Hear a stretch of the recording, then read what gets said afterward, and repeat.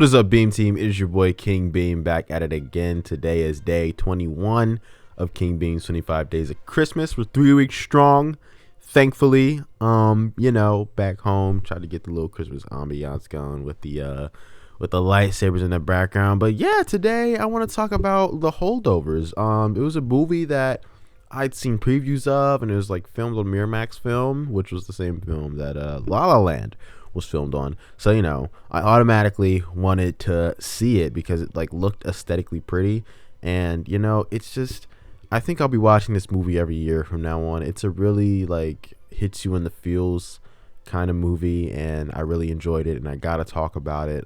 Going back to it being filmed on film, there were a lot of great opening shots or establishing shots in this film, established settings and stuff, and sometimes it felt like because the film, like everything looks so nice on film, they were just filming stuff just to film it because it looked pretty, and I don't blame them because everything just looked so gorgeous. A lot of great establishing shots. So the movie first itself is really pretty to look at, which is always good when watching a movie. And then the characters are what really make up the story. There's three main characters. We have Angus Tully, we have Mr. Hunnam, and we have Mary.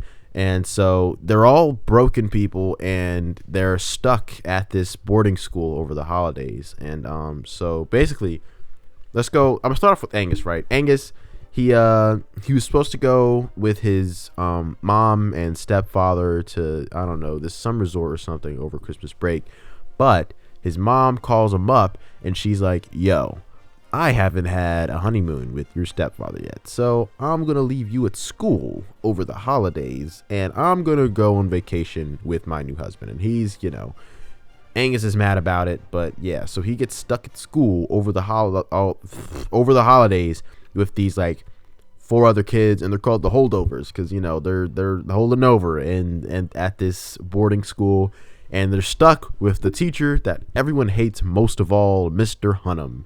And Mr. Hunnam, he's this really jaded old man. He's been at this school for like 20 years now. He went to the school, he attended it, then he came back to teach there, and he's like this ancient history teacher, and he talks about history way too much. He makes a history reference to every little thing that ever happens, ever. He just knows way too much about history. He likes to drink and smoke out of his little pipe, and everyone hates him. And then there's a chef that stays over the holidays, and her name is Mary, and her son, who went to the school, recently got killed in the war, so she's all sad about that. And then the basic premise is that one of these kids, their dad is rich. He comes back to like pick them up in this helicopter, and he's like, "Yo, you want to bring your friends to this like ski resort?" And like all their parents are like, "Yeah, you can go to the ski resort," but Angus's parents didn't pick up, so he's stuck with Mr. Hunnam and Mary, and it's just the three of them at this empty boarding school for the next like 2 weeks, right? And things get really interesting, and it's a good like character study, and to see like, not character study, but it's a really good in-depth look at the characters' minds and how they operate and how they're dealing with all of this trauma that they're going through, because each of these characters has been through so much. Angus, his dad, at first he says that his dad's dead, but his dad's not really dead.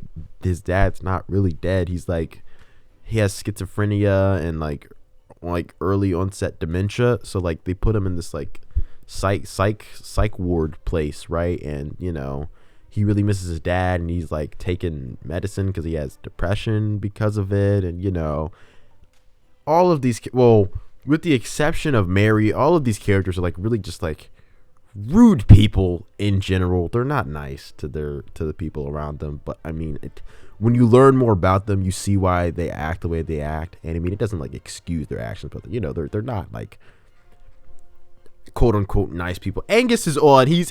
Angus is troubling the waters of nice and like really like rude guy, but Angus, he's been through a lot. Mr. Hunnam, he's quite a unlikable person, but as his character develops throughout the film, he becomes a more likable person by the end. But yeah, Angus, he's dealing with that.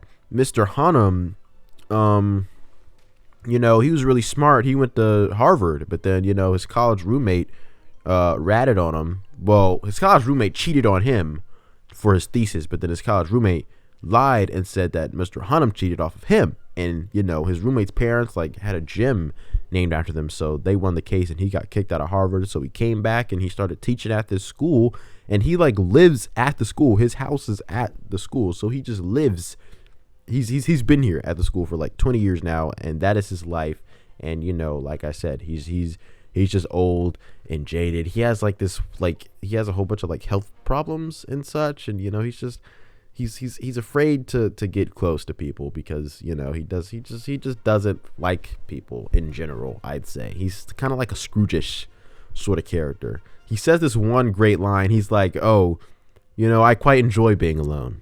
I like the aesthetic of it." And I was like, you know, that's real. You know what I'm saying? You know, I'm not going into that. Anyway. And then, like I said, Mary, her sons died. So the movie just kind of follows them as they spend time together and they grow as a tiny little family, and, you know, they have a lot of fights. And the real fun part about the film is seeing Angus and Mr. Hunnam grow closer together as people, and they're kind of teaching each other how to be better people in general, but more so Angus to Mr. Hunnam, because Mr. Hunnam, he hasn't been living his life to the fullest potential that he could, because he's kind of scared of what life could really be.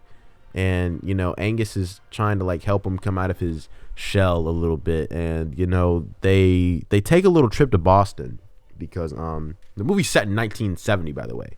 So they take a little trip to Boston because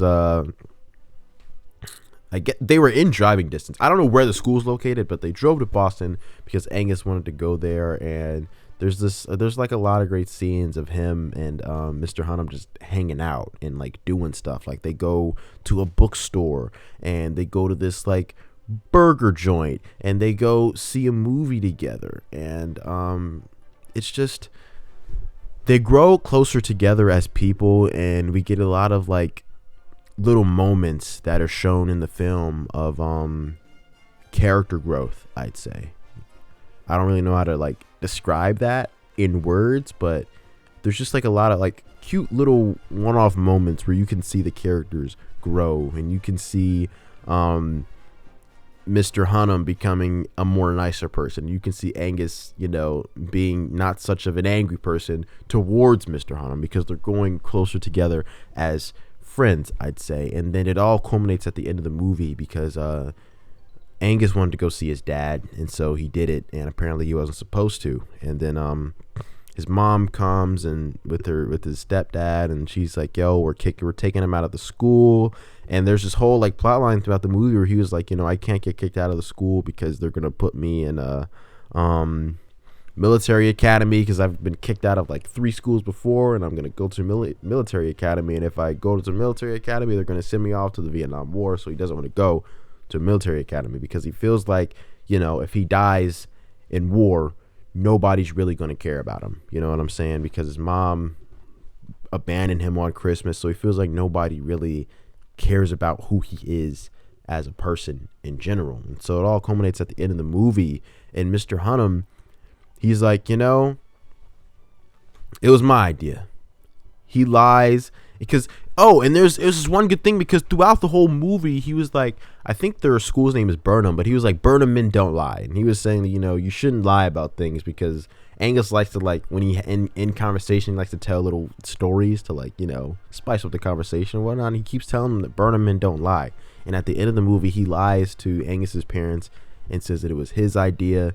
He was the reason that they went to go see his dad, and so then he gets fired from his job for Angus. And I thought that was a really powerful moment, because he spent the entire film, you know, this is his home, this is who he is, he doesn't want to leave, it's his job, he loves it here, and he gives it all up for this boy that he got really close with over the holidays. And it was kind of like a father-son dynamic. It wasn't really father-son, it was more like 2 angry people becoming best friends and making each other nicer in the end. And I don't know, it really hit me in the feels, and I really enjoyed it. And yeah.